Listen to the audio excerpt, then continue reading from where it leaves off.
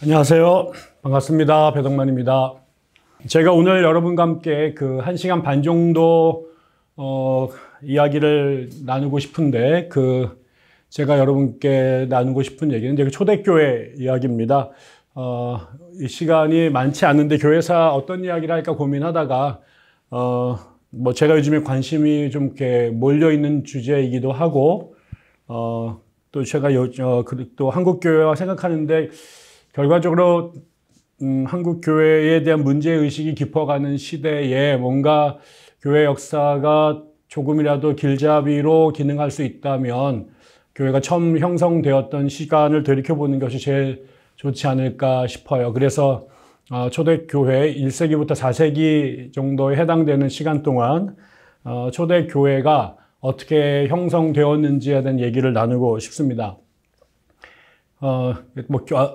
많은 학자들이 어떻게 기독교가 그 팔레스타인에서 아주 열악한 소수민족의 종교로 시작되었는데 300년 정도 지나지 않아서 제국의 종교가 되고 그 이후에 세계에 가장 영향력 있는 종교로 확산이 됐을까? 이거는 많은 사람들의 수수께끼 같은 그 주제입니다. 많은 초대교회 연구가들이 그 원인을 설명하려고 애를 많이 썼는데 사실은 그 누구도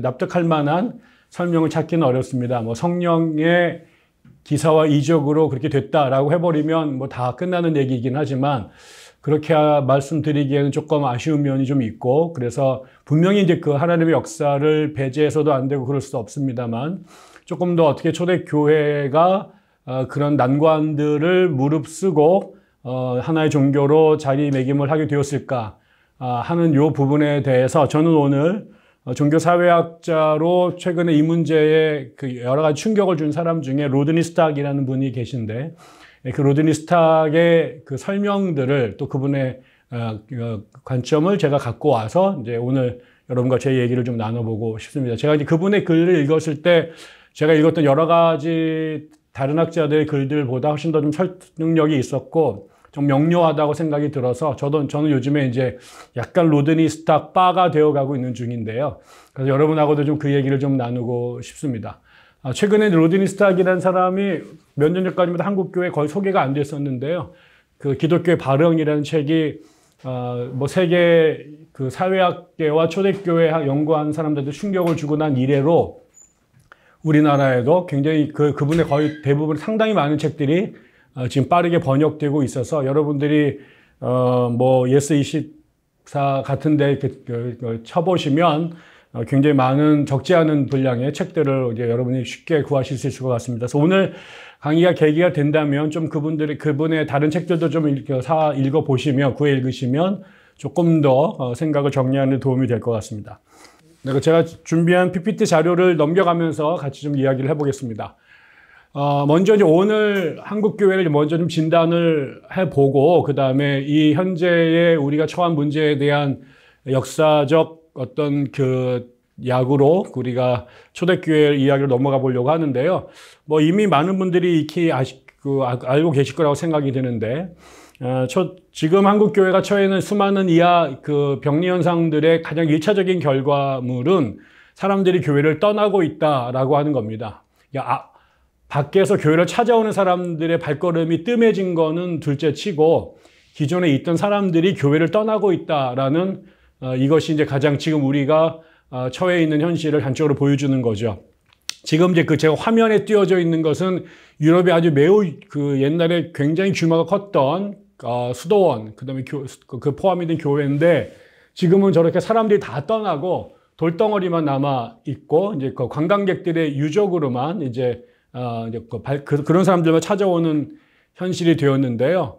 저 건물에도 그 1000년 이상 전에는 바글바글 사람들이 모여 있었고 거기 사람들이 예배하던 그리고 예배당 건물도 매우 웅장하고 아름다웠던 곳인데 결국 사람들이 이 종교에 또 이 교회를 등졌을 때 어떤 일들이 벌어지는가. 어쩌면 지금 한국교회에 이렇게 웅장하고 화려한 예배당 건물들이 또 세월이 지나고 나서 저런 모양의 또 다른 버전으로 남게 될지도 모른다라는 게 지금 저를 이제 힘들게 하고 있는 고민거리입니다. 최근에 이제 한국 교회, 한국 사회를 이제 한국 교회를 들여다보는 몇 가지 지표들이 연속적으로 이제 제시가 되고 있는데요. 일반적으로 한국 안에서 종교가 사람들에게 인기를 잃어가고 있다는 건 일반적 현상인 것 같습니다. 기독교만의 문제가 아니라. 그래서 이제 몇 년 전에 갤럽에서 한국인들의 종교의식을 조사한 게 있었는데, 개인 생활에서 종교가 중요하다라고 생각하는 사람들의 이제 수를 모아봤더니 84년만 하더라도, 1984년만 하더라도 한국 인구의 68%가 종교가 매우 자기의 삶에 중요하다고 생각을 했는데요.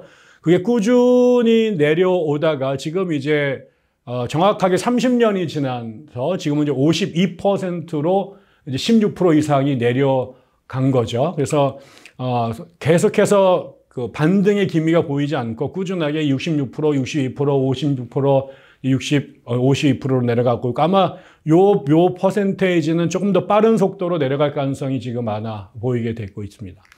그 다음에 전체적으로 종교에 대한 관심이 약화되는과 동시에 개신교 안으로 들어가면 이제 한국 기독교, 여기 기독교는 개신교를 말하는 거겠죠. 개신교의 인구가 가장 빠른 속도로, 지금 매우 빠른 속도로 줄고 있다는 거예요. 그래서 84년도에 한국 개신교 전체 인구가 17%였는데 그게 조금 올라가다가 2004년을 기점으로 해가지고 다시 이제 이 곡선이 추락하고 있습니다. 그런데 사실은 다른 모든 통계 중에 한국의 개신교 통계표는 상당히 신뢰하기가 어렵습니다. 그게 왜 그러냐면, 여러분들도 아시겠지만 여러분들의 교회, 혹시 교회 다니시면 여러분들 교회의 등록 인구와 실제 교회 예배 참석 숫자 간의 갭이 매우 큽니다. 그래서 어떤 교회는 대부분 한 2배 차이가 나기 쉽고요. 그 다음에 제가 제일 많이 난데 10배까지 실제 숫자와 겉으로 드러난 숫자의 차이가 있는 것을 들은 적이 있습니다.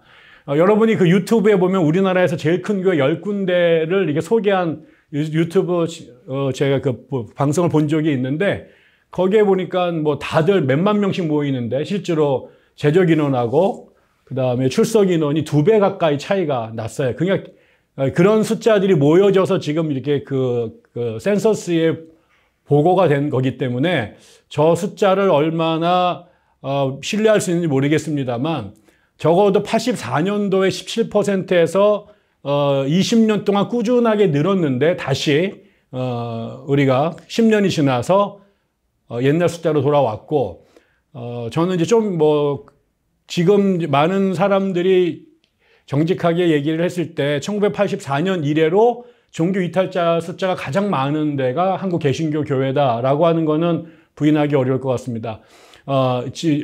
지금 이제 이탈자들의 상당 숫자가 카톨릭으로 가는 사람, 불교로 가는 사람, 그 다음에 교회를 못 나오고 구천을 떠돌고 있는 소위 말하는 가나안 종교, 가나안 신자들 숫자도 굉장히 많고요.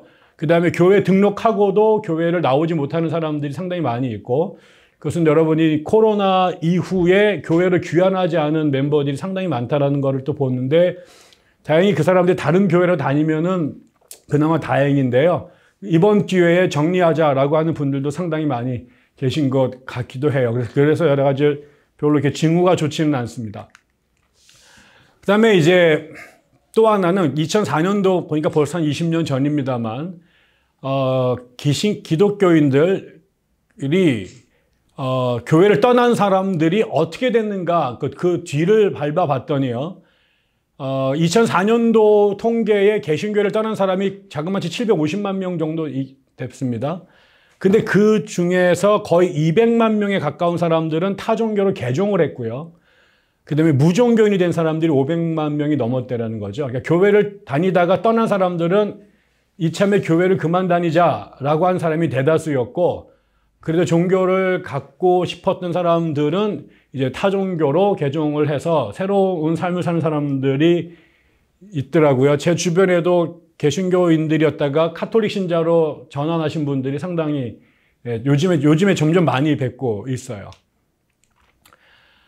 근데 이런 상태에서 더 나쁜 거는 다시 말하면 전체적으로 한국의 사람들이 종교에 관심이 줄어가고 있고, 그 다음에 개신교가 다른 종교들보다 더 많이 탈출하고 있고, 근데 그럼 교회 바깥에서는 한국 개신교를 어떻게 보느냐? 이게 되게 중요하거든요. 왜 그러냐면 차후에 개종 가능성이 있느냐 없느냐가 이게 되게 이제 중요한데, 바깥에서 교회를 안 다니는 사람, 더 나가서 종교 자체가 없는 사람들 한 900명 정도를 대상으로 2021년도에 조사를 했더니 가장 호감을 느끼는 우리나라의 종교 1위가 불교예요. 20%. 그 다음에 천주교가 13%고 개신교는 6%입니다.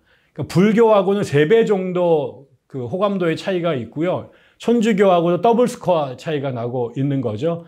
근데 제가 이런 이 통계를 한 30년 전부터 계속 주목해서 보고 왔는데, 안 바뀌었어요. 이 랭킹이. 한국 개신교는 계속해서 10% 미만에 났고, 불교하고는 3배 이상의 차이가 꾸준히 났고, 카톨릭교회는 절반밖에 안 되고, 이러면서 한국에서 가장 인기 없는 종교가 개신교다라는 겁니다. 그러니까 지금 여러분들이 밖에 나가면 일반 사람들 눈에 저 사람들은 도대체 무슨 생각으로 저런 이상한 혐오 집단에 남아있지, 이런 그 눈총을 받을 가능성이 되게 많습니다. 그리고 이제 그게 교회를 다닌다는 것이 나중에 사람들한테 사회적 신뢰도에서 그렇게 그 높은 점수를 받지 못하게 될 가능성이 매우 높은 거죠.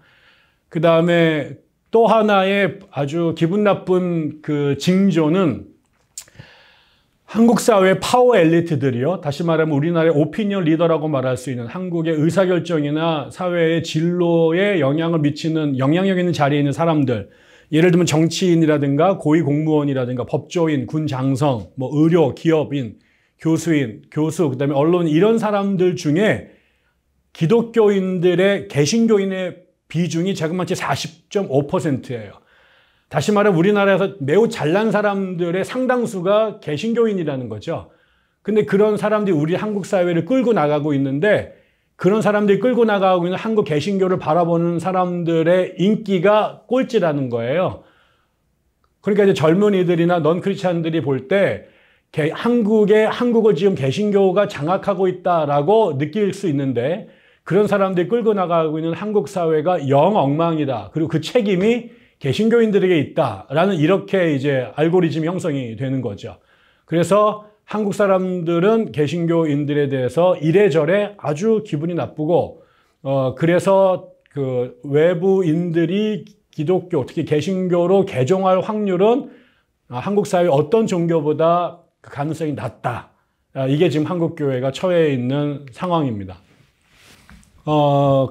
그래서 저는 많은 한국의 학자들이 조금 정직하게 한국 사회를 들여다보면 향후 20년 안에 한국 개신교인들의 숫자가 한 200만 명 수준 밑으로 내려갈 가능성이 상당히 많이 있다라고 봅니다. 그리고 저는 요즘에 제가 이제 동학하고 대종교 이런 거 조금 약간 들여다보고 있거든요. 제가 이제 그 종교에 관심이 있어서가 아니라, 해방 이전까지 우리나라에서 대종교와 동학이 개신교보다 훨씬 더 많은 교세를 갖고 있었어요. 3.1운동 때 동학과 개신교가 같이 콜라보로 운동을 전개했는데, 제가 정확한 통계는 지금 약간 가물가물하지만 적어도 거의 10배 가까이 차이가 났습니다. 동학하고 개신교가. 근데 지금 이제 50년, 70년, 거의 한 100년 정도 지났는데 우리 주변에 동학교도 보기 되게 어렵잖아요. 여러분 친구 중에 동학교도 계세요? 네. 근데 이게 100년 전에는 그 교세가 비교가 안 될 만큼 많았던 종교인데, 100년이 지나고 나서 아까 말한 그 폐허까지는 안 갔지만 그 직전까지, 결국은 제가 최근에 조사를 해보니까 지금도 동학교도들이 있는데, 주로 이제 노인들이 많이 계시고, 그 다음에 전통적인 동학 패밀리들만 그 교회에 남아 있습니다. 외부인들 중에는 아주 특별한 사람들만이 소수가 가담이 되어 있고, 그래서 동학이 얼만큼 살아남아 있을까, 남을까라는 것도 이제 점점 이제 주목해 봐야 대상인데, 최근에 한국 개신교가 그렇게 될 가능성이 저는 적지 않다라고 생각을 하는 거죠. 그래서 뭔가 극적인 전환점이 필요한데, 결국은 왜 예전에는 그렇게 많은 사람들이 타 종교 혹은 무신론자에서 개신교인으로 전향했는데, 지금은 다시 130년이 지난 오늘날은 사람들이 교회를 떠나고 밖에 있는 사람들은 안 들어오고 심지어 비판적으로 혹은 냉소적으로 우리를 바라보게 되었을까? 이게 이제 사실은 한국의 모든 개신교인들이 머리에 재물을 쏟고 회개해야 될 부분이고, 한국교회를 끌고 나가고 있는 모든 리더들이 정말 진지하게 자기 성찰을 하면서 이제 해법을 모색해야 되는 시점에 있는 거죠.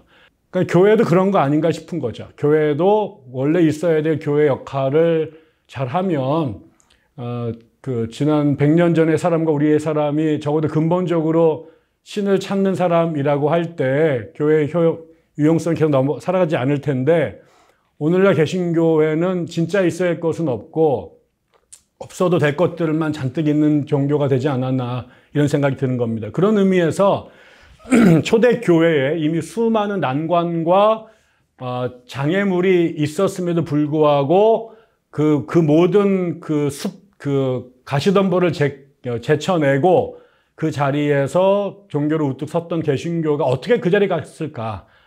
저는 거기에 개신교의 어떤 핵심 코어가 있지 않을까라는 생각을 해보면서 그 얘기를 여러분과 좀 나눠보도록 하겠습니다. 지금 여기 화면에 나와 있는 사진, 그림은 3세기에 카르타고에서 기독교 박해가 있었습니다. 그때 끝까지 자기의 신앙을 지키면서 순교했던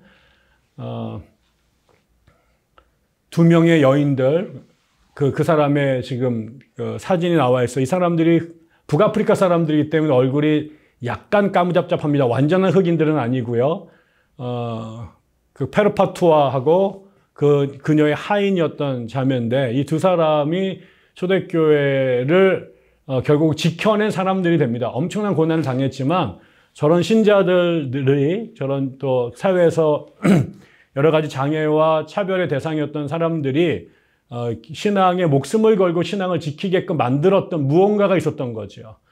지금은 이제 개신교 박해하면서까지 예수 믿으라고 그러면 아마 4분의 3 정도는 그 다음 날로 타종교를 개종하거나 교회를 떠날 가능성이 많은데, 그럼 과연 무엇이 저들을 그렇게 만들었을까 한번 생각해 보겠습니다. 지금 보여주고 있는 지중해 동부 지역, 그리스 오른쪽으로부터 해서 이 레판토 지역이랑 팔레스타인 지역까지, 그 다음에 북아프리카, 여기가 초대교회의 그라운드입니다. 여기 동네가, 여기서 기독교가 이제 발생했고, 우리가 이제 신약 성경책 맨 뒤에 보면 사도 바울의 3차 전도 여행 도표가 나오는 게 다 이쪽 동네고요. 그래서 이 오른쪽 끝부분에서 이제 오른쪽에 있는 시리아 지역에서 예루살렘부터 출발해서 동서남북으로 교회가 확장이 됐는데, 1세기에 교회가 시작됐을 때 교회를 둘러싸고 있었던 수많은 장애들이 있습니다.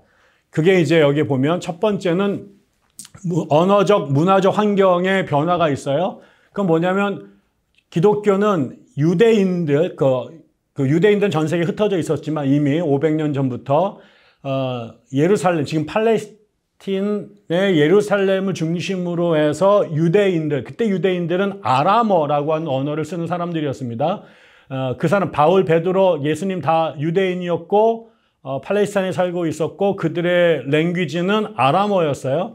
여기 이제 사람들이 약간 헷갈려 하는 게 있는데, 유대인들은 히브리어를 쓰지 않았을까? 이렇게 생각하는 사람들이 있어요. 근데 구약 성경은 히브리어로 쓰여져 있습니다. 그런데, 우리가 아는 것처럼 바벨론 포로 이후에 70년 동안 바벨론으로 사람들이 끌려갔다가, 이제, 아케메네스 페르시아 왕조, 우리가 아는 고레스가 페르시아 제국을 건설하면서 유대인들을 지배하게 되죠.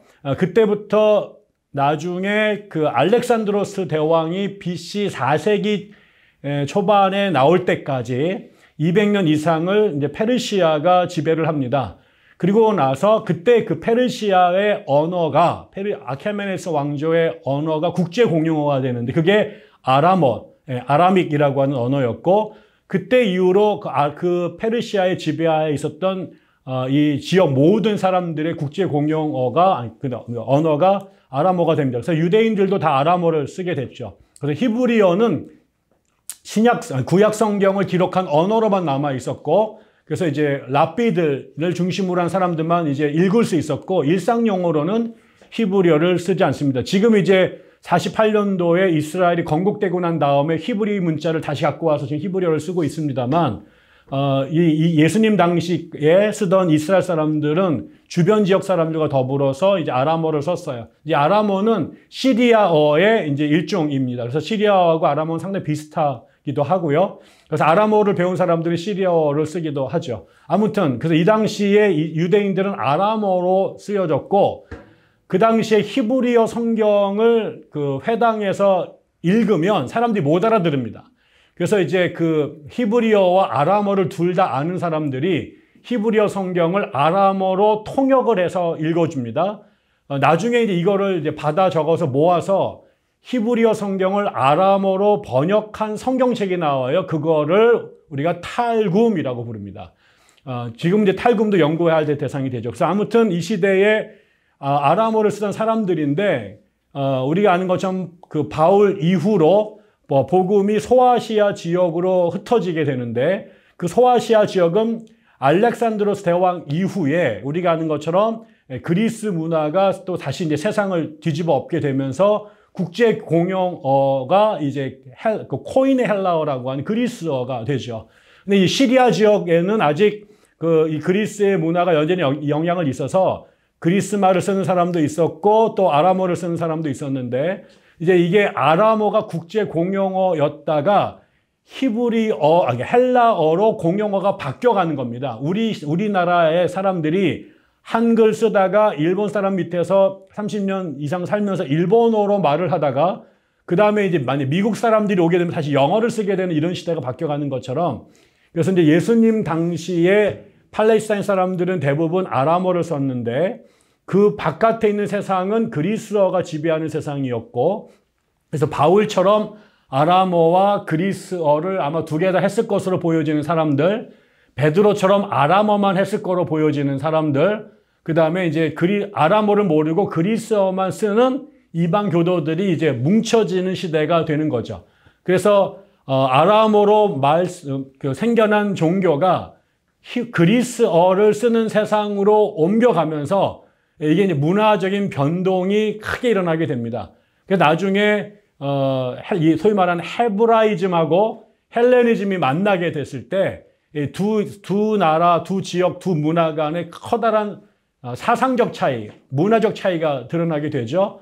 나중에 이제 그런 와중에서 그리스어로 성경책이 쓰여지게 되고, 또 이제 그리스 철학자들이 기독교를 비판하게 됐을 때 이제 그리스어를 쓰는 사람들 중에 기독교를 개종한 사람들이 그리스 철학과 언어로 기독교를 변호하면서 변증가들이라는 사람들이 나타나기 시작을 하게 되죠. 이게 이제 사실은 패러다임 시프트가 벌어지게 되는 매우 어려운 상황이었던 거죠. 그래서 이 아람어권의 종교와 그 다음에 그리스어의 문화가 만나면서 기독교가 새로 껍질을 벗어야 되는 그런 상황이 벌어졌다. 두 번째로는 기독교에 대한 오해가 이제 굉장히 이제 온갖 방면에서 나타나게 됩니다. 일반인들이 알았던 이제 그 가짜 뉴스나 루머가 있었고, 또 지성인들 안에서 들렸던 기독교에 대한 오해들이 있어서 이게 이제 사방에서 공격이 들어옵니다. 좀 이따가 또 살펴보겠습니다. 그 다음에 유대교와의 갈등도 생겨나죠. 유대교의 하나의 개혁 세력으로 예수 운동이 출발이 됐다가 결과적으로는 예수를 메시아로 인정하느냐 안 하느냐 이 문제로 정통파 유대인들하고 그 다음에 예수 팔로워들 간의 갈등이 생기게 되죠. 그래서 교회가 기독교인들이 유대인들로부터 최초의 박해를 경험하게 됩니다. 그런 것도 어려움이 있었고요. 또 로마 제국과의 갈등이 또 초래하게 되고, 그 다음에 그 당시에 또 로마뿐만 아니라 로마가 제국의 수도이다 보니까 거기에 전 세계 종교들이 다 밀려 들어오게 되죠. 제 전공이 미국 교회사인데요. 미국은 이제 전 세계 이민 온 사람들로 모여진 나라잖아요. 그러니까 미국은 전 세계 모든 종교가 다 몰려 있습니다. 예, 제가 이제 처음에 미국에 가가지고 공부하는데 그 한국에 있는 모 신학대학 교수님이 저희 대학 박사과정 나온 학교의 동문 선배이신데 저를 처음 만나가지고 무슨 전공 하냐 그래서 제가 미국 교회에서 합니다 그랬더니 너무 협소한 거 아닌가 이렇게 얘기하시더라고요. 그래서 제가 이 양반이 공부를 안 하시는 분이구나 이런 생각을 제가 했던 적이 있습니다. 이제 미국 종교는 전 세계 모든 종교가 다 들어와 있기 때문에 실제로 미국에 있는 종교를 연구하는 것은 불가능합니다. 예, 마찬가지로 로마 제국도 전 세계 굵직한 종교들이 다 들어와서 영업을 하기 시작했거든요. 그래서 그런 종교들 틈에 후발 주자로 기독교가 들어가면서 또 자기의 지분을 확보하기 위해서 굉장히 어려운 경쟁을 해야만 했던 거죠. 이런 것들이 초대교회의 기독교가 직면했던 현실적 상황입니다. 그러니까 여기를 뚫고 기독교가 살아남았다라는 거는 거의 기적에 가깝습니다. 그러면 어떻게 이제 이 얘기 좀 더 생각을 해볼게요. 먼저 이제 그 당시에 로마에 존재했던 다양한 종교들이 있습니다. 우리나라도 전 세계에서 뭐 내놓으라면 둘째랑 서로 할 정도 다종교 사회이잖아요. 근데 로마 사회가 다종교 사회의 전형이었습니다. 우리가 아는 것처럼 로마는 그리스 문화를 그대로 답습을 했죠. 정치적으로 군사적으로는 그리스를 멸망시켰지만 문화적으로는 로마 애들이 군발이 문화 이기고 그다음에 그 노가대 문화라고 제가 이렇게 얘기를 하는데 토목이나 건축에는 아주 뛰어나고 군사는 아주 훌륭했지만 법이나 그러나 실제 사상이나 종교에 있어서는 로마 사람들이 별로 내세울 게 없었고 그리스 거를 그냥 창시 개명해서 자기네 것들로 수용을 하게 되죠. 그래서 우리가 잘 아는 것처럼 뭐 주피터, 유피테르 같은 거를 주노라고 부른다든가 넵투누스를 미네르바라고 한다든가 뭐 불카누스를 베스타라고 이런 식으로 뭐 바쿠스를 디오니소스를 뭐 바쿠스를 한다든가 이런 식으로 그리스의 종교를 그대로 로마가 받아들여서 이름만 바꿉니다. 그래서 우리가 아는 건 올림푸스의 12신을 중심으로 한 전통적 종교가 이제 뿌리내리고 있었고요. 또 하나는 동양에서 특히 이제 이집트하고 메소포타미아 지역에 있던 전통 종교들이 로마로 수입이 되죠. 그리고 이제 아나톨리아, 지금 소아시아, 터키 지역에 있었던 신들도 이쪽으로 넘어와서 이제 새롭게 이제 그 판을 깔기 시작을 했는데 그 당시에 가장 영향력 인기가 많았던 세 종교가 있습니다. 그게 이제 하나는 키벨레라고 하는 여신. 이 사람은 지금의 터키, 아나톨리아 지역에서 오랫동안 그 민간들이 믿어왔던 대지모신입니다. 그 땅을 지배하는 그 어머니 신인데 이 키벨레 여신이 지금 여기 있었고 또 이집트에서 유명한 여신인 이시스가 또 이쪽으로 들어와 있었고요. 그 다음에 페르시아에서 기원한 우리가 보통 이제 아까 아케메네스 페르시아 왕조에서 나온 게 조로아스터교인데요. 조로아스터교에서 분리가 됐다라고도 말하고 뭐 여러 가지 설이 있습니다. 그러나 이제 원래는 그 조로아스터교가 그 아후라 마즈다라고 하는 이제 최고의 신을 믿는데 페르시아 종교에서 태양신이 이제 그 미트라였습니다. 이게 나중에 독립돼 가지고 하나의 독자적 종교를 형성했는데 이 미트라 종교가 나중에 불교로 영향을 미쳐요. 그래서 불교에서 나온 부처가 미륵입니다. 그러니까 그런 식으로 이제 불교에도 영향을 미치고 유럽에도 영향을 미치면서 굉장히 컸는데 이게 나중에 기독교에게도 상당한 영향력을 끼칩니다. 그러니까 나중에 우리가 예수님의 탄생일을 12월 25일로 섬기고 그게 동지로 넘어갈 때 뭐 태양과 관련되고 막 이런 날짜들, 근데 썬데이, 이게 다 태양신인데 그게 나중에 이 시대에 로마에서는 태양신 숭배가 군인들 사이에서 매우 인기가 좋았고, 뭐 나중에 이제 기독교인들이 이것 때문에 이제 고초도 많이 당합니다. 왜냐면 군대 가는 걸 거부했던 이유가 군대 안에 미트라 신이 아주 강력하게 영향을 미치고 있었고, 그래서 우상 숭배 문제하고 연결이 되고, 또 그래서 개신교와 기독교하고 가장 큰 라이벌 관계가 미트라교가 되기도 하거든요. 이런 종교들이 있었습니다.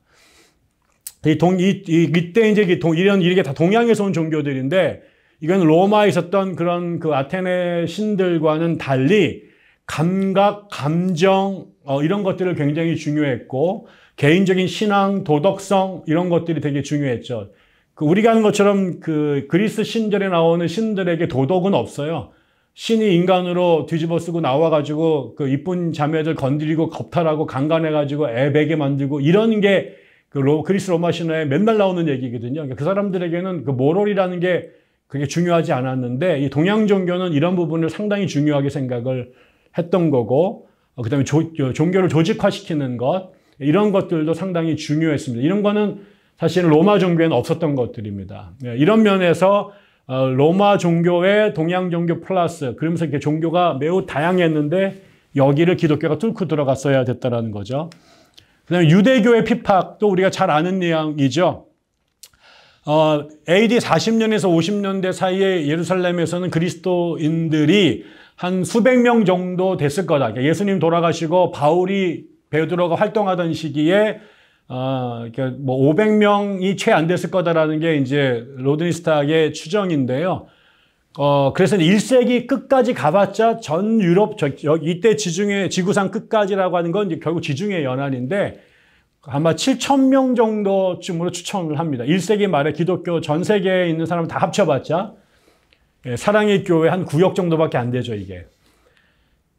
그러다가 근데 이게 이제 요 정도면 1세기 말까지 숫자가 그런 상황에서 이제 우리가 34년에 35년 정도에 우리가 사도행전에 나오죠. 8장인가 9장에 보면 스데반이 이제 그 사내들의 거기서 돌로 복음을 전했다가 사람들이 돌을 맞아 죽는 일들이 벌어지죠.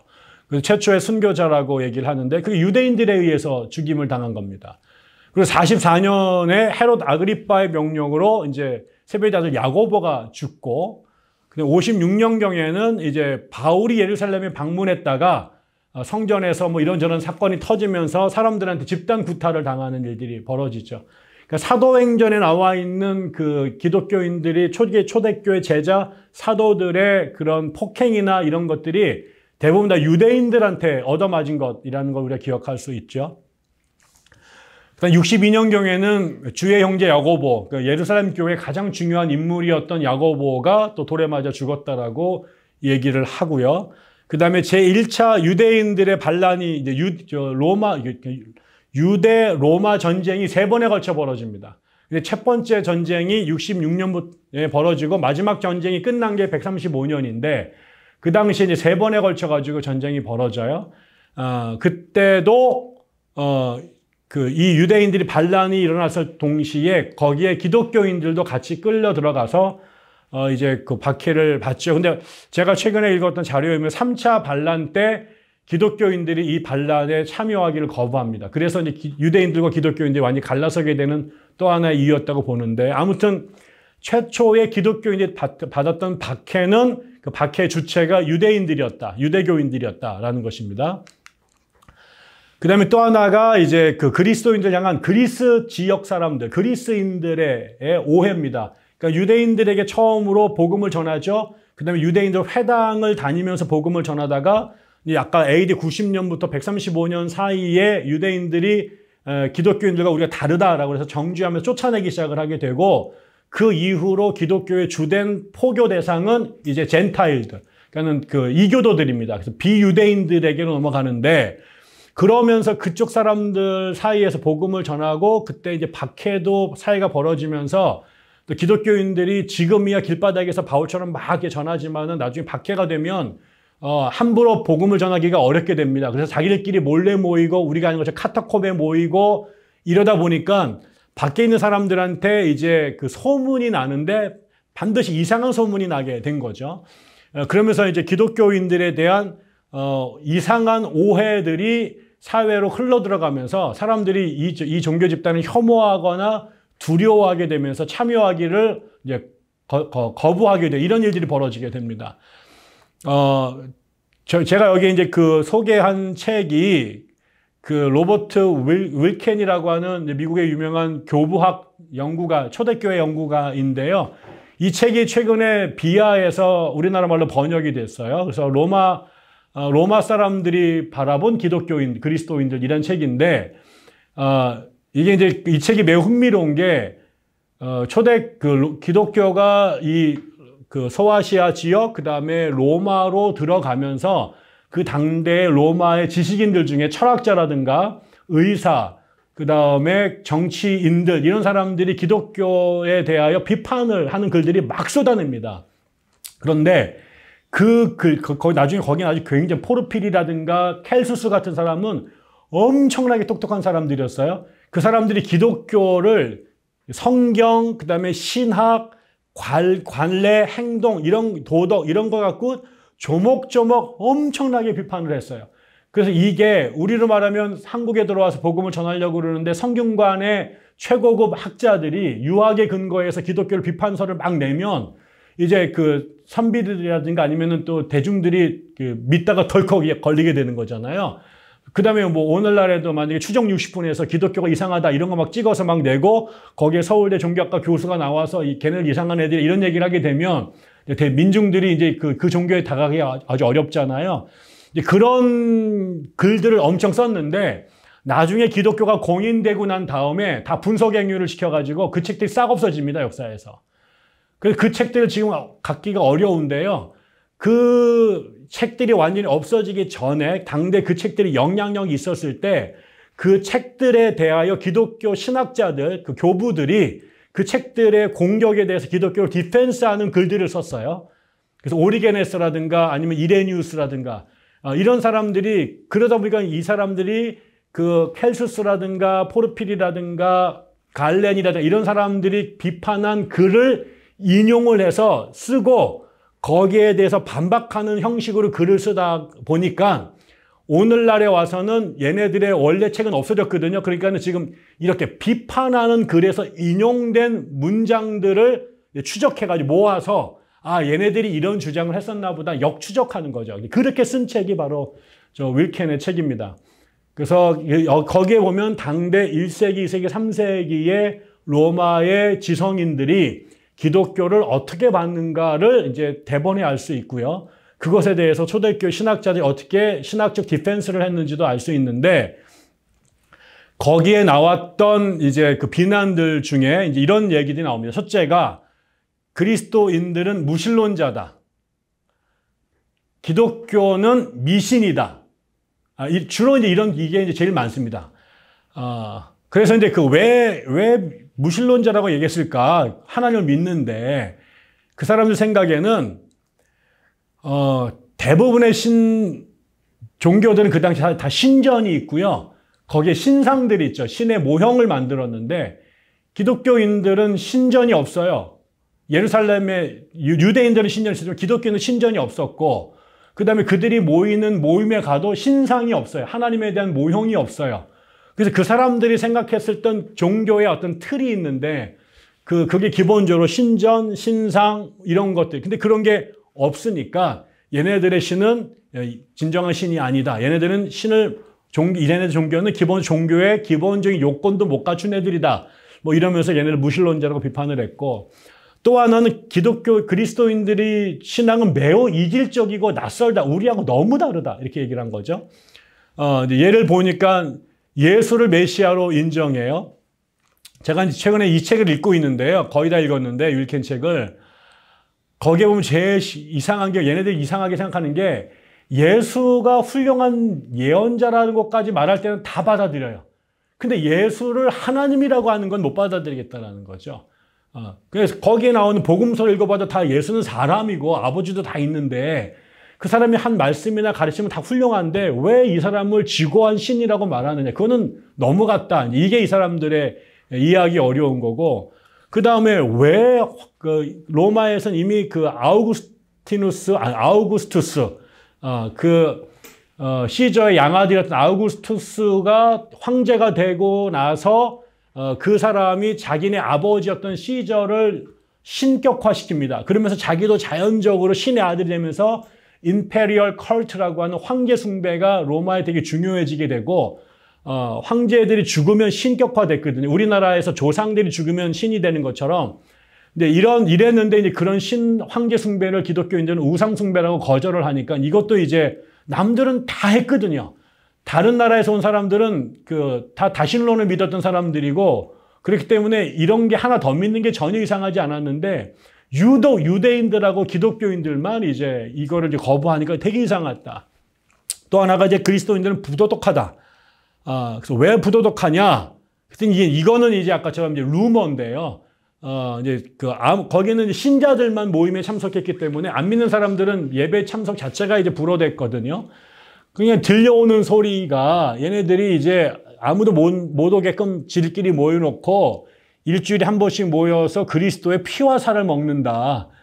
이렇게 얘기를 한 거죠. 그러니까 이게 인육을 먹는다고 생각을 했고, 또 서로를 형제자매라고 부른다. 이건 근친상간하는 것에 냄새가 난다라고 생각을 했고요. 그 다음 평화의 키스를 나눈다고 하니까 이것들이 전부 다 거시기한 부적절한 행동을 한다. 이런 소문이 막 난 거죠. 그러면서 기독교인들은 도덕적으로 문란하다. 이런 편견이 또 흘러지게 됐습니다.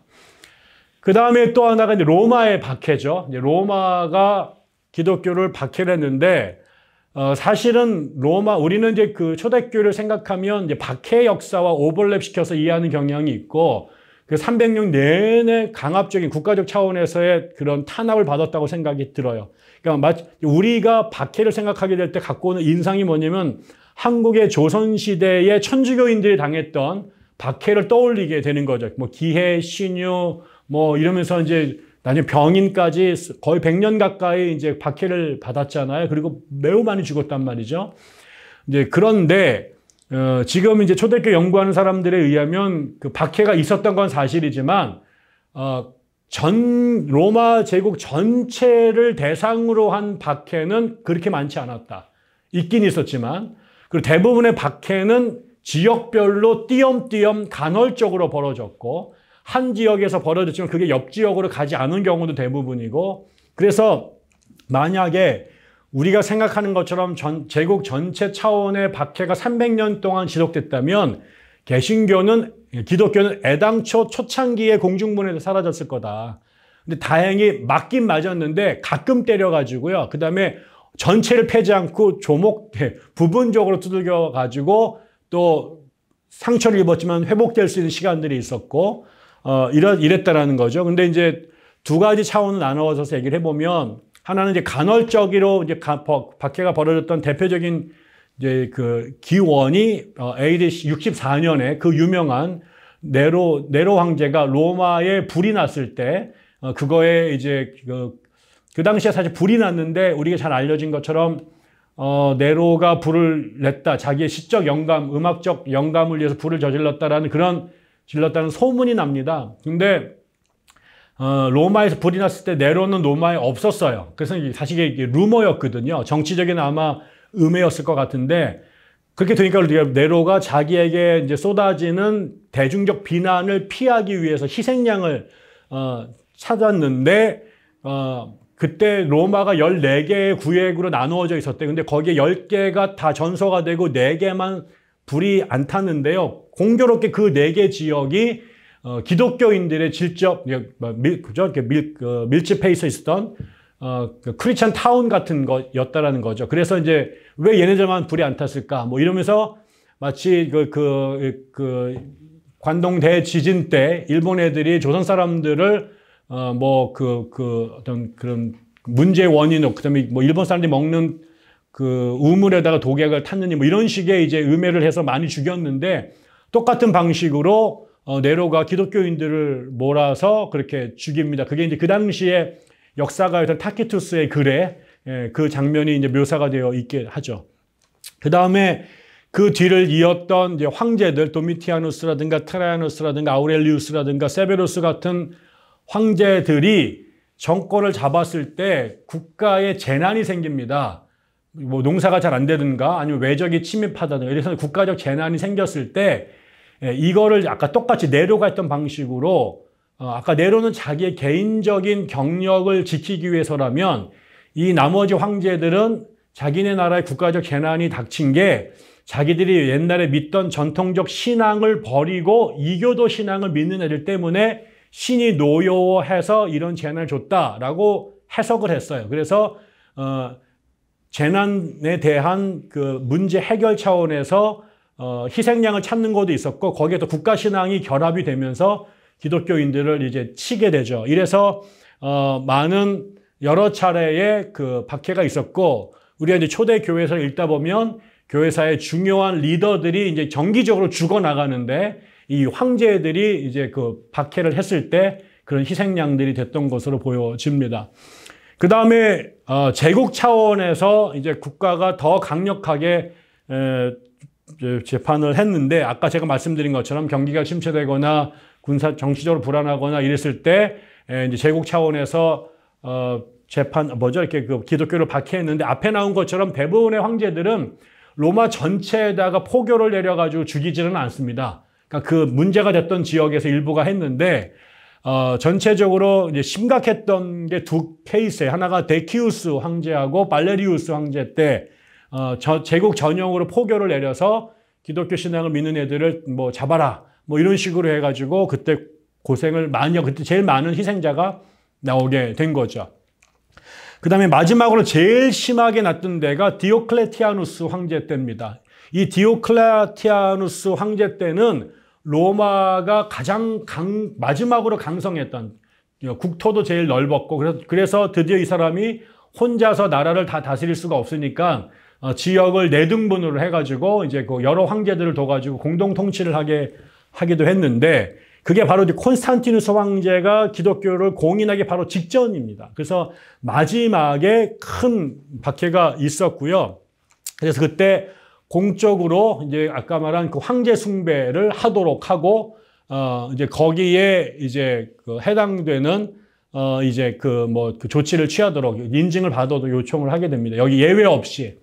그때 이제 그 굉장히 많은 여기 3,000명 정도의 기독교 지도자들과 주요 인물들이 죽임을 당했다라고 말하는 거죠. 3,000명이 별로 안 되는 것 같지만, 예, 그 당시 기독교 인구로 보면은 주요 리더들이 거의 다 잡아 죽였다 이렇게 말할 수 있는 거고, 그 타격이 굉장히 컸죠. 그래서 아마 이게 사실 역사라는 게 매우 이제 가끔은 되게 극적인 면이 있는데, 이 데오클라티우누스 그다음에가 이제 조금 더 오래 살고 이 박해를 한 10년 정도만 더 끌고 나갔으면 제국의 교회가 거의 초토화될 가능성이 있었는데, 바로 그때 콘스탄티누스가 나타나서 기독교를 합법화시키게 되면서 박해를 종식시키게 되죠. 그렇기 때문에 그 당시에 교회가 전부 다 이 콘스탄티누스를 하나님이 보내신 메시아다라고 받아들일 수밖에 없었던, 예, 지금에 와가지고는 그게 뭐 어용신학이다 그래서 비판하는 사람도 많이 있긴 하지만, 적어도 그 당시에 이 박해 상황을 봤을 때 콘스탄티누스의 등장은 정말 극적인 것이었고, 마치 누가 이게 그 드라마를 쓴 것 같은 상황이기도 했다라는 걸 좀 기억해 볼 필요가 있을 것 같습니다. 그런데 문제는 이런 온갖 난관과 장애 속에서 기독교가 살아남을 수 있었을까? 기독교는 이런 상황에서 어떻게 반응했을까? 우리가 아놀드 토인비식으로 말하면 저런 도전에 어떻게 응전을 했을까라고 본다면, 여기 이렇게 정리가 되더라고요. 이런 시련 앞에서 대다수의 그리스도인들은 자신들의 신앙을 부인하거나 포기했다고 그래요. 그 사람들도 두들겨 패는데 장사가 없는 거죠. 죽음을, 우리는 초대교인들이 다 이런 그 박해에 목숨을 걸고 저항했을 거 생각하지만, 초대교회에서도 순교자는 하늘이 내린 거라고 생각했습니다. 그래서 아주 예외적이었고요. 그래서 순교자들을 교회가 다 성인으로 올려드린 이유가 그건 아주 드문 일이었기 때문에 그래요. 그래서 대다수는 국가가 박해할 때 무릎 꿇고 시키는 대로 다 했다라는 거예요. 그다음에 약간 그냥 다 무릎 꿇은 게 절반 이상이 그랬다면, 그 중에 조금 양심이 있는데 겁이 좀 났던 사람들은 황제 숭배에 가서 머리를 숙이고 그다음에 절을 하고 난 다음에 증명서를 받아와야 되는데, 머리를 숙이지는 않고요. 직접 제사에 참여하지는 않고 증명서를 띄는 사람들을 뇌물로 매수해서 내가 제사한 것처럼 증명서를 떼어오는 경우들이 또 많이 있었습니다. 그거는 이제 차마 머리는 못하겠고, 그러나 또 죽는 건 두려웠던 사람들이 가졌던 타협책입니다. 근데 이게 나중에 문제가 많이 됩니다. 박해가 끝나고 나서 교회 안에 담임 신부님들 내에서도 이런 분들 계셨거든요. 근데 문제는 집사님이 순교한 거예요. 그럼 그 순교한 집사님이 아들이 교회 왔는데 담임 목사님이 저렇게 그 뒤에서 그 돈 써가지고 서류 띄우고 이렇게 보면, 우리 아버지는 왜 죽었을까? 뭐 이런 것 때문에 교회 안에 갈등이 이제 생기게 되죠. 대부분 신자들이 그랬는데, 그럼 그 교회 성직자들은 달랐느냐? 그들도 대부분 비슷했다라는 거죠. 그 사람들도 대다수는 배교하거나 머리 숙였고, 아니면은 또 증명서 몰래 띄워오고 이런 식으로 해서 나중에 교회에서 쫓겨난 그 신부님들도 상당히 많았다라는 거고요. 그럼에도 불구하고 그 어떤 상황에서도 마지막까지 기꺼이 순교를 당한 사람들이 있었어요. 이게 이제 문제가 되는 거죠. 요 시기를 대표하는 글들 중에 하나가 그 플리니우스라는 비시니아, 그 다음에 폰투스 요 지역에 총독을 지낸 사람이 트라이아누스 황제에게 보낸 편지가 지금 남아 있는데요. 예, 그 지역에 이미 지금 이제 그게 흑해 바로 밑에 있는 동네인데 거기에 기독교인들이 이제 잡혀왔거든요. 그거를 이제 그 플리니가 신문을 해가지고 죽이기도 하고 뭐 일본은 재판에 넘기기도 하는 그런 기록이 남아 있는데 그 사람의 말에 그 편지에 의해서도 대다수 사람들은 자기가 죽인다 그러니까 다 시키는 대로 기독교를 버리고 정상인으로 돌아왔다 이렇게 써요. 그럼에도 불구하고 마지막까지 고집을 피우고 기꺼이 죽임을 당한 놈들이 있어서 매우 안타깝고 치가 떨렸다 이런 표현의 편지가 남아 있거든요. 그리고 제국 전역에 이런 그 미신에 현혹된 애들이 매우 빠른 속도로 번지고 있다 이런 얘기가 그게 이제 2세기 말에 쓴 글이거든요. 이제 거기도 보면 이제 자발적으로 순교한 사람들이 있었다는 것을 이제 우리가 알 수 있습니다. 그 로드니 스타크가 인용했던 그 기독교 승리의 발자취라고 하는 책이 제법 두꺼운 책이 있는데 거기에 이제 순교에 대해서 이런 글이 남겨져서 제가 이제 좀 인용을 해봤습니다. 어떻게 죽을 인생에 불과한 사람들이 피부가 벗겨지고 그 위에 소금이 뿌려지는데도 끝까지 저항할 수 있었던 것일까? 이 글은 로드니 스타크의 개인적인 글입니다. 이 순교를 바라보고 쓴 어떻게 사람이 꼬치행이에 꽂힌 채로 서서히 구워지는데도 신앙을 지킬 수 있었을까? 이러한 행위는 그 자체로 사실상 초자연적인 것으로 보였다. 그러니까 순교하는 것 자체가 이거는 기적과 같은 신비현상이라고 본 거죠. 있을 수가 없는 일이다. 그것을 지켜본 그리스도인들은 하나님의 손이 순교자들 위에 함께하는 것을 눈으로 볼 수 있었다. 많은 이교도들도 또한 놀랍다는 반응을 보였다. 순교에 대한 보도를 살펴보면 순교자들의 고문 장면을 지켜보거나 또는 고문에 직접 가담했던 이교도들이 그들의 신앙에 대해 존경심을 품게 된 사례가 자주 언급되는 것을 보게 된다. 이러한 종류의 불편함과 경이로움이 종종 새로운 개종자들을 위한 길을 열어주었다. 이렇게 돼요.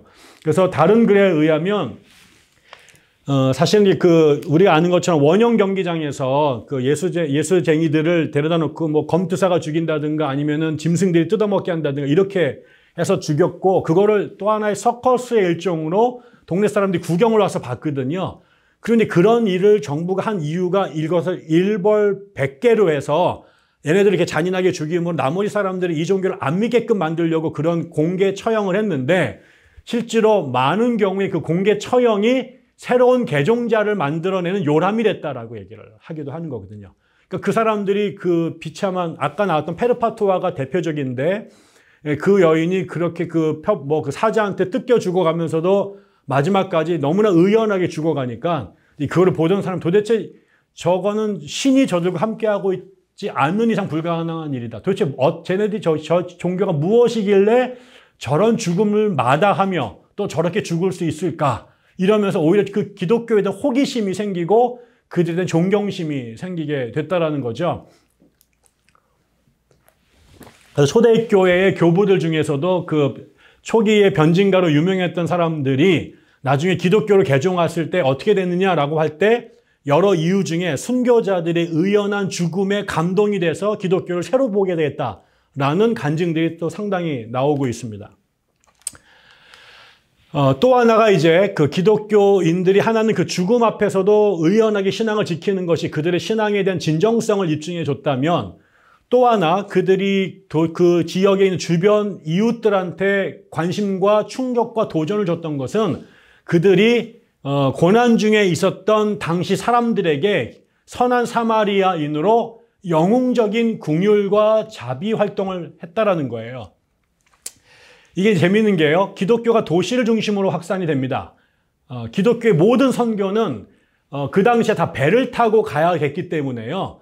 그 항구를 중심으로 그 처음에 선교지가 출발이 됩니다. 그리고 나서 내륙으로 들어갑니다. 우리나라도 우리가 그 나중에 그 제물포, 부산, 원산을 나라가 개방을 해서 기독교인들이 들어오게 만들었고 거기에 최초의 선교지, 그 선교사들 컴파운드가 형성이 되죠. 그래서 지금도 그쪽 지역들이 교회가 오래되고 유서 깊은 교회들이 생겨나게 되는 거죠.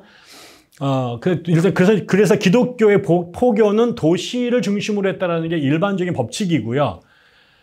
그런데 문제는 그 당시에 고대 1세기, 2세기, 3세기에 로마 제국의 도시들이 어떤 상황에 처했는가 보는데, 첫째, 인구가 엄청나게 밀집해 있었습니다. 도시의 사이즈가 크지 않은데 거기에 굉장히 많은 사람들이 이제 뭐 여러 가지 이유로 상업을 위해서라든가 아니면은 군대 때문에 학문을 위해서 뭐 이렇게 모여 있게 됩니다. 인구가 되게 많이 있었고요.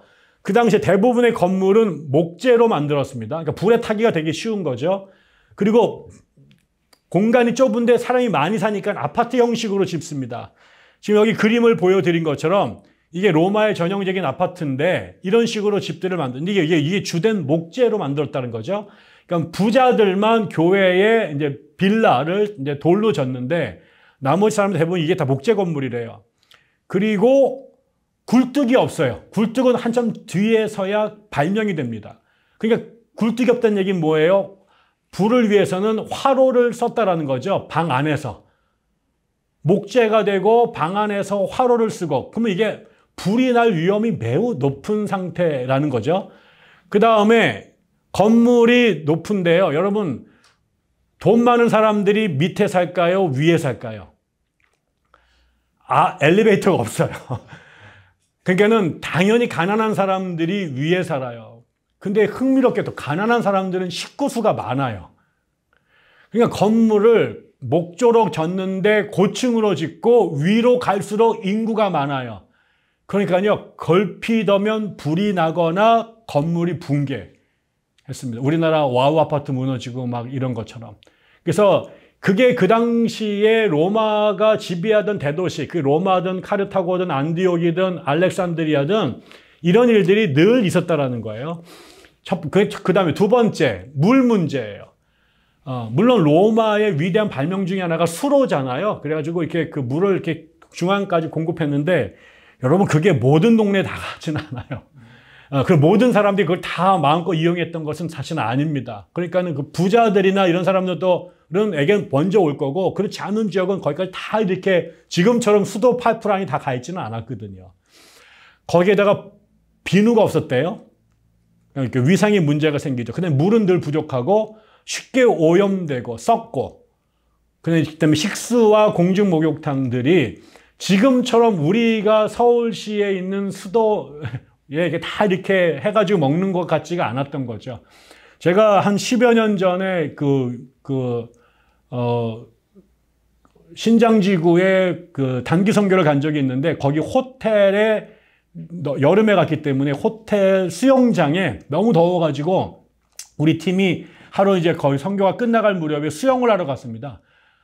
굉장히 멋있는 건물이었고 수영장도 되게 컸는데 동네 애들 다 왔는데요. 그 수영장에 딱 들어가가지고 잠수를 하러 들어갔더니 그 물속에 온갖 병들과 피트병들과 쓰레기들과 휴지들이 돌아가고 있더라고요. 저 당시에도 별로 다르지 않았다라는 거죠. 그냥 하수 처리가 취약했고요. 그래서 요강을 사용해요. 이게 수세식 변기가 없었기 때문에. 그래서 그 당시에 이 고층 건물에서 요강에다가 이를 보고 얘네들이 그걸 밑에 내려와가지고 처리장에다 갖다 버린 게 아니라 귀찮으니까 밤에 창밖으로 그냥 요강을 부어버립니다. 그래서 그 당시에 나온 글들 중에는 지나가다가 위에서 똥물을 뒤집어 쓰는 경우들이 부지기수 있어가지고 그 당시에 남긴 그 글들에 오늘도 재수 없어서 한 번 또 뒤집어 썼다. 이런 얘기들이 무지무지 나와요. 그래서 이제 위생이 물이 더럽고 하수 처리가 안 되니까 수인성 전염병이 돌 확률이 매우 높았습니다. 그래서 그 당시에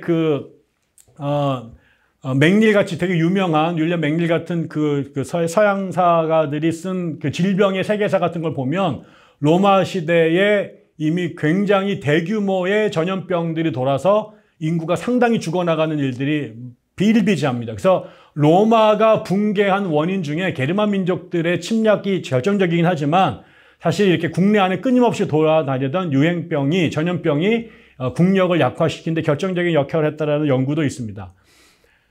그 다음에 해물이라든 오물, 인구 이런 것들 하면서 이제 사망률이 굉장히 많았고, 그러다 보니까 아까처럼 유행병이 계속 돌고 화재가 끊임없이 나고, 그 다음에 사람들이 붕괴해서 죽고 이런 일들이 비일비재했을 때, 그때 이런 사람들을 국가적 차원에서도 충분히 구제하거나 보호하지 못하고 가족들은 더 마찬가지고, 그럴 때 유독 그런 그 붕괴 현장, 재난의 현장, 그 다음에 사람들이 유행병으로 쓰러져서 죽어가는 그 자리를 지켰던 사람들 보니까 그게 다 예수쟁이들이었다라는 거죠. 그게 당시 사회 인구는 매우 적었지만 남들 다 도망갔는데 지킨 사람들을 보니까 유독 예수쟁이들이었다라는 게 나타나게 됩니다.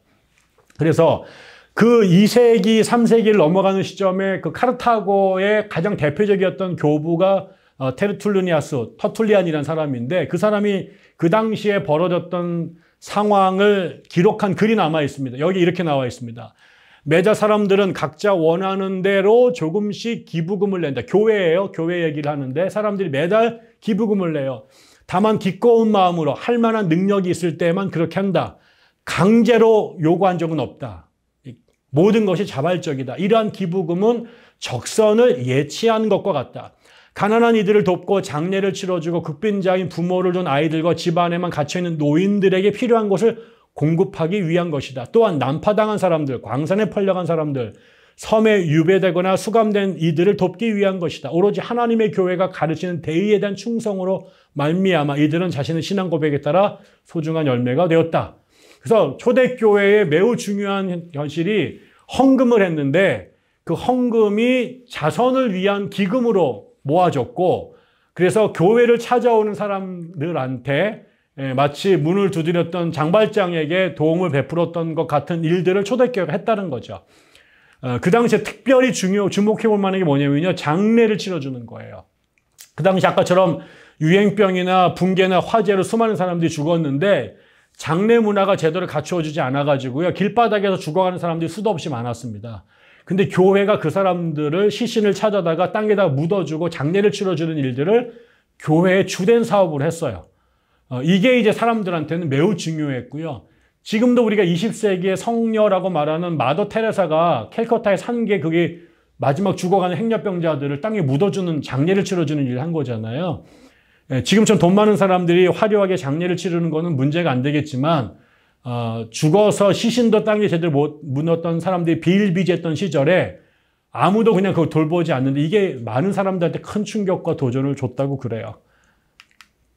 그 다음에 이 251년에 이 로마 제국의 역병이 엄청나게 돌았는데, 그때 알렉산드리아의 주교였던 디오니시오스가 그 알렉산드리아 교구에 속한 지역의 로컬 교회에게 편지를 보냅니다. 목회자 서신을 보내는데 이 글은 아주 유명한 글인데요. 거기에 이제 이렇게 나오죠. 역병이 처음 발생했을 때 이교도들은 환자를 내버렸고 가족들에게서도 피신하였다. 아직 죽지도 않은 환자들을 도로에 내다버렸고 매장하지 않은 시신들을 오물처럼 취급했다. 그들은 그렇게 해서라도 끔찍한 질병의 확산과 감염으로부터 달아나려고 했지만 별짓을 다해도 역병을 피하는 것이 역부족임을 깨닫게 되었다. 대부분의 우리 형제는 그리스도인들이죠. 형제들은 무한한 사랑과 충성심을 보여주었다. 위험을 무릅쓰고 환자들을 돌보았다. 그리스도 안에서 이들의 필요를 살피면서 그들을 섬겼다. 그리고는 그들과 함께 이 생을 조용히 행복하게 하직했다. 이웃의 질병을 자신이 짊어지고 그들의 아픔을 기쁘게 받아주다가 이들도 환자들로부터 병이 전염되었던 것이다. 우리 형제들 가운데 가장 훌륭한 형제들이 이러한 식으로 자신의 목숨을 잃었다. 수많은 장로들, 집사들, 평신도들이 위대한 경건과 강인한 신앙의 결과로서 이런 모습으로 죽었을 때 이것은 모든 면에서 순교의 죽음에 필적하다는 칭송을 얻었다. 그래서 그 당시에 그 로마 시대, 이 시대에 로마의 제일 위대했던 우리나라의 허준과 같은 의사가 갈레누스라는 사람이 있었어요. 근데 그 사람이 251년 이런 역병이 돌았을 때 자신도 더 이상 할 방법이 없어가지고 마지막 방법은 그 환자들을 버리고 다 남은 사람이 도망가라 이렇게 내립니다. 그래서 사는 사람들이 살기 위해서 다 탈출을 합니다. 근데 그때 디오니시오스가 저 편지를 보내요. 그래서 기독교인들은 안 떠나고 그 자리에 남지요. 그리고 남아에서 죽어가는 사람들을 케어하다가 다 병에 걸려서 죽습니다. 그래서 신앙심이 좋았고 교회의 그 계급이 높았던 사람들이 먼저 그런 현장에 투입이 돼서 먼저 죽어나가요. 그래서 교회로서는 매우 아까운 교회 리더들을 이제 이때 잃어요.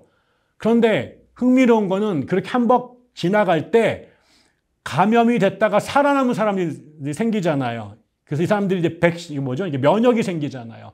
이 사람들이 나머지 사람들을 다 살려내는 매우 중요한 간호부 역할을 하게 되고, 나중에 역병이 지나고 나서 도망갔던 가족들이 돌아와서 당연히 다 죽었을 거라 생각했던 자신의 형제 자매들이 살아남은 걸 보게 되고, 어떻게 네가 살아남았느냐 그랬더니 예수쟁이들이 도와줬다 이렇게 되면서 돌아온 사람들이 다 교회로 나오는 일들이 벌어졌다는 거죠. 이게 이제 매우 중요한 사건이었습니다. 또 하나가 여성들의 문제입니다. 여성들의 문제는 우리가 아는 것처럼 그 당시 1세기, 2세기, 3세기에는 로마건 다른 나라건 여성들의 사회적 지위가 매우 낮았어요. 심지어 로마의 귀족들조차도 남자와 매우 달랐고 여러 가지. 근데 그때 기독교인들이 여성에 대한 인식이 완전히 달랐습니다. 지금은 한국 교회가 여전히 남녀 차별이 가장 심한 곳, 그다음에 성인지 감수성이 가장 둔감한 곳이 개신교라고 얘기를 할 정도로 문제가 많은데, 지금도 뭐 여성들 안수를 주냐 마냐 이거 갖고 많이 싸움하잖아요. 근데 적어도 1세기, 2세기, 3세기 전 세계에서 기독교는 모든 종교를 하고 비교가 안 될 정도로 여성에 대한 이해와 배려가 압도적이었습니다. 그게 이제 그 당시에 많은 여성들이 기독교로 개종하게 되는 이유가 된 거죠. 기독교의 메시지가 이제 그다음 이제 20세기의 가장 위대한 종교 교회사가라고 말하면 부동의 사람들이 찍는 사람이 독일의 아돌프 폰 하르낙이라고 하는 역사학자예요. 이 사람이 매우 중요한 사람인데 자유주의적 경향이 있다고 누군 또 싫어하기도 하지만 아무튼 그럼에도 불구하고 교회사계의 일종의 칼바르트에 해당되는 사람이에요. 이 사람이. 근데 이 사람이 뭐라고 말했냐면요. 기독교의 메시지는 특히 여성들을 사로잡았다. 그리스도인 여성의 비율이 그것도 특별히 상층 계급에서 남성들보다 월등히 많았다. 이렇게 말해요. 그러면 왜 여자들이 기독교에 매료됐을까? 무엇이 특히 여성들, 그 중에서도 로마의 상류층 여성들을 사로잡았을까?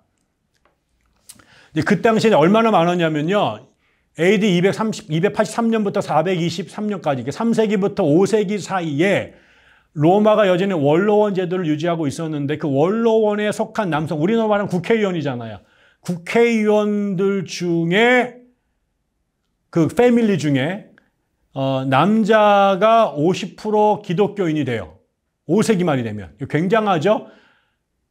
그러니까 로마 시대에 5세기의 로마 원로원 중에 50%의 남성이 기독교인이었어요. 근데 여성은 그 당시에 이 계급에 속한 사람 중에 85%가 기독교인 됐다라는 거죠. 그러니까 로마의 상류층 여자들이 거의 6세기가 되면 거의 대다수가 기독교 신자가 됐다라는 겁니다. 이거는 국가가 믿으라고 압력을 넣어서 믿은 게 아니에요. 이유가 뭐냐? 여기 나온 것처럼 로디스탁이 다시 얘기합니다. 여성들이 특별히 기독교에 끌렸던 것은 기독교가 여성들에게 통상적인 여성의 삶보다 훨씬 더 탁월한 삶을 제공해 줬기 때문이다. 거기에 뭔가 먹을 게 있었기 때문이다 라는 거죠. 우리로 말하면 떡고물이 떨어지는데, 그게 뭐냐면 저는 이게 되게 재밌었는데요. 그 당시에 여자들이 제일 힘들었던 게 뭐였냐면요. 로마 사회에서 영아 살해, 애가 태어났을 때 여자면은 죽이는 확률이 엄청나게 높았습니다. 남아선호 사상이 지극했기 때문에요. 그리고 그 당시에 이 애를 죽이느냐 살리느냐의 권한이 아버지에게 있었대요. 그래서 목숨을 걸고 애가 태어났는데 아버지가 자기 마음에 안 들거나 애를 낳는 게 싫으면 애들을 죽였어요. 그런데 그 중에 특별히 여자아이들을 대부분 죽였습니다. 그래서 임신하는 것도 쉽지 않은 일이고 태어나는 것도 쉽지 않은 일인데 태어나자마자 살아남는 것도 쉽지가 않았대요. 로마 사회가. 그때 이제 영아 살해로 애들이 많이 죽었는데 기독교 교회는 영아 살해를 다른 살인과 똑같이 규정하면서 철저하게 언급을 한 거죠. 그래서 아버지가 이교도에 있을 경우에 애가 죽을 확률은 상당히 높았지만 아버지가 예수를 믿게 되면 그 집 아이들이 죽을 확률은 0%였던 거죠. 그러니까 기독교인들 중에 애들이 늘어나는 거고요. 주일학교가 부흥하는 거고 저쪽 집안은 이제 유치원 갈 애들이 점점 작아지게 되는 거죠. 이게 나중에 세월이 지나고 나면 남녀 성비율에서 기독교인 여성들이 여자들 중에 예수쟁이 여성들이 훨씬 더 많아지게 되고 이교도 남자들이 나중에 결혼을 해야 되는데 주변의 여자들 가운데 자기가 결혼할 수 있는 사람들 중에 절대 다수가 예수쟁이들밖에 없었던 거예요. 그렇게 되면 여자랑 결혼하게 되면 또 이 남자들이 여자들의 영향으로 개종하는 일들이 벌어지게 되는 거죠. 이게 또 하나죠. 그러니까 여자들, 아이들이 살아남기 위해서는 아빠가 예수를 믿어야 되는 확률이 되는 것. 이런 것들이 여자들이 누구랑 결혼하려고 하겠는가. 가급적이면 기독교인 남자들과 결혼하려고 하는 사람들이 많아졌던 것이고 또 하나는 결혼을 하는데 그 당시에는 조혼을 했대요. 그래서 매우 이른 나이 11살, 12살, 초등학교 6학년 정도 되는 애들이 시집을 갔는데 그 남자들은 보통 더블이나 3배가 되는 사람하고 결혼한 경우가 비일비재합니다. 그래서 심지어 귀족들 중에서도 여자아이는 초등학교나 중학교 정도밖에 안 되는데 할아버지랑 결혼한 아이들이 상당히 많고요. 그래서 그러다 보니까 이게 굉장히 비극적인 일인데 그 결혼의 선택권이 여자에게 없어요. 그러니까 아버지가 시켜주는 대로 가야 되고 그래서 매우 흥미로운 게 이렇게 어린 나이로 결혼하다 보니까 이 자매들 중에 평생 동안 3번, 4번 결혼한 여자들도 꽤 많이 나옵니다. 남자들이 늙기도 하고 군대에 끌려가가지고 죽기도 하고 이러면서 예수님의 거기에 7번 결혼한 여자가 나오는데 그게 로마로 가니까 가능한 얘기가 되더라고요. 그 정도로 이제 이 조혼이 문제가 됐어요. 근데 여러분 생각해 보세요. 남자는 성적으로 매우 왕성한 시기에 남자가 어린 지금으로는 초등학생에 해당되는 여자랑 결혼을 하니까 이 아무것도 모르는 여자 아이들이 이 무지막지한 남성들한테 성적으로 굉장히 거의 폭력적 성행위를 강요당했고 그리고 매우 고통스러움을 여자로서는 수치와 모욕을 많이 당했던 거죠. 그런데 기독교인들은 여성들이 성숙한 나이가 될 때까지 결혼을 시키지 않는 것이 지침이었대요. 그래서 보통 18살, 17살 됐을 때 대부분 결혼을 해서 그 다른 사람들보다는 훨씬 더 그다음에 그 결혼에 대한 위기감이 좀 덜했고 그다음에 배우자를 선택하는 데서도 여성들에게 선택권을 줬다라는 거죠.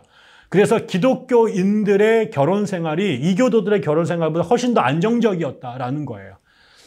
그 다음에 낙태예요. 그 당시에 남편들이 애를 낳는 것을 별로 좋아하지 않은 경우들이 많았는데 그래서 강제 낙태를 요구하는데 마취법이 없는 상태에서 산부인과적 기술이 충분하지 않은 상태에서 제가 여기다가도 사실은 그 낙태하는 장면을 인용하는 글을 썼다가 너무 혐오스러워 제가 뺐습니다. 그래서 그 여성들이 낙태 중에 굉장히 많이 죽었습니다. 애를 죽임과 동시에 여인들도 낙태 후유증으로 죽는 일들이 많았던 거죠. 근데 기독교인들은 낙태를 죄라고 규정해서 언급합니다. 근데 지금은 프로-초이스라고 그래서 여성의 낙태권이 여성의 인권에 매우 중요한 권리로 인정이 되는 세상이 됐지만 적어도 고대 사회에서는 낙태하는 것 자체가 죽일 수 있는 위험이 너무 높았기 때문에 낙태를 안 하게 막는 게 여성을 살리는 길이었던 시대가 있었던 거죠. 지금하고는 이제 맥락이 좀 다릅니다. 이런 것들을 여인들이 경험을 한 거예요. 그러니까 이런 얘기를 자기 동네에 있는 사람 중에 예수 믿는 사람들은 저런 식의 결혼, 저런 식의 성적인 안정감을 갖고 사는데 여성들이 맨정신이라면 자기가 선택해야 된다면 이 종교를 가서 그 사람과 살지 내가 저렇게 창녀 대접을 받으면서 언제 죽을지 모르는 결혼 생활을 하지는 않았을 거다. 그래서 지금 말한 것처럼 그 순교자적인 어려움을 겪으면서도 신앙을 지켰던 모습이라든가 사회가 각종 재난으로 어려울 때 구호 활동에 적극적으로 뛰어났다라든가 그 다음에 당시에 사회적 약자로 대변됐던 여성들의 인권이나 생명권을 교회가 보장했던 이런 것들이 사람들이 교회를 선택하게끔 만들었다라는 거죠. 그러니까 이 로드니 스탁이 내세웠던 매우 중요한 게 이게 종교 시장 원리거든요. 그러니까 그 당시에 종교를 사람이 선택할 수 있었을 때 아이폰과 갤럭시 둘 중에 뭔가를 선택해야 됐을 때 다 따져보고 하나라도 플러스 되는 게 있는 것을 선택하는 게 합리적인 선택이잖아요. 그러니까는 그 당시에 전통적인 로마 종교가 있었고 동양에서 온 여러 경쟁 종교들이 있었고 기독교가 있었는데 그거를 로마인 사람들이 선택할 수 있었을 때 따져보니 기독교라고 하는 신상이 여러 면에서 압도적인 우월감을 유지했다. 그래서 로마 사람들이 기독교를 점점 많이 선택하게 된 것이 기독교가 살아남고 성장하게 된 원인이다라는 로드니 스탁의 주장입니다. 결론을 내리면 교회사에서 신앙생활이 편하고 유리했던 적은 한 번도 없습니다. 심지어는 중세의 크리스텐덤 체제 하에서도 예수를 믿는 건 만만한 일이 아니었어요. 그러니까 우리가 오늘 지금 교회가 위기에 처해 있다고 말을 하지만 이게 우리만 경험한 인류 최초의 사건이 아니다. 교회사는 늘 이렇게 지금 우리가 한국 교회가 위기에 처한 것처럼 각종 여러 요인으로 신앙생활하는 게 녹록치 않고 생존이 보장되지 않은 상황에 처했던 것이 비일비재했다라는 거죠. 또 교회가 번영했을 때나 아니면 박해를 경험했을 때나 신앙의 변질이나 타락이 없었던 적도 없다. 그러니까 박해받으면 박해받으니까 신앙을 버리고 또 국가가 밀어주면 거기에 또 현혹돼서 또 신앙이 변질되고 그래서 좋을 때나 나쁠 때나 잘 믿는 사람이 있었고 안 믿는 사람이거나 못 믿는 사람들은 항상 있었다는 거죠. 근데 문제는 고난에 처했을 때, 박해에 처했을 때 신앙의 진가를 드러낸 사람들이 있었다는 거죠. 그 전까지 다 똑같아 보였는데 이 고난의 골짜기를 통과하게 되니까 그야말로 옥석이 가려지게 되고 그야말로 알곡과 쭉정이가 드러나게 됐다. 그런 사람들은 상황이 좋든 아니면 나쁘든 간에 상관없이 신앙의 본질을 치열하게 추구했던 구도자들이었다라는 거죠. 그들은 각자의 자리에서 자신에게 주어진 자신의 역할들을 자신의 역량 안에서 성경적 가르침에 따라 구체적으로 실천한 사람들이다라는 거죠. 결국은 그렇다면 오늘날 우리의 과제도 동일한 거예요. 상황이 안 좋지요. 전에 비해서는. 그러나 지금 우리가 해야 될 일은 다시 무슨 대규모 크루세이드를 여의도 광장에서 열거나 국회에 로비를 해가지고 기독교를 공식 종교로 만들거나 이러는 게 아니라 우리 각자 그리스도인 한 사람 한 사람이 각자의 자리에서 자신의 역량에 따라 우리 신앙의 선배들처럼 하나님을 섬기듯이 연약한 이웃들을 섬기고 그 다음에 모든 사람들을 하나님의 형상을 받은 존재로 대접하고 대접받는 세상을 만들어가는 것. 특별히 이 시대에 우리가 손을 내밀지 않으면 스스로 살아가기 어려운 사람들에게 그리스도의 이름으로 손을 내미는 것. 그래서 우리가 어떤 환경에서도 신앙을 퇴색시키지 않고 그 진가를 우리의 내적인 삶과 외적인 삶으로 유지하고 실천해 나가는 것. 그러면 이 폭풍우가 지나갔을 때 이것이 죽순처럼 살아남아서 주변에 죽어가는 사람들이 여기 붙어 있게 되고, 그러면 기독교를 조롱하거나 무시하던 사람들, 그들의 사상과 삶이 이 폭풍우에서 다 모래알처럼, 그다음에 이 이삽처럼 날아갔을 때 우리가 꼿꼿이 그 자리를 지키고 있다면 또 우리를 중심으로 새로운 세상이 구성이 되고 역사가 만들어져 갈 것이다. 그래서 저는 지금 우리가 해야 될 최대의 교회를 지키고 살리는 방법은 제대로 정신 똑바로 차리는 기독교인들이 자신의 자리를 제대로 사수해내는 것이다.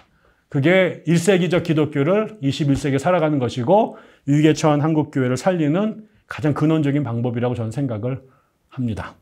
네, 제 강의 여기까지 마치겠습니다.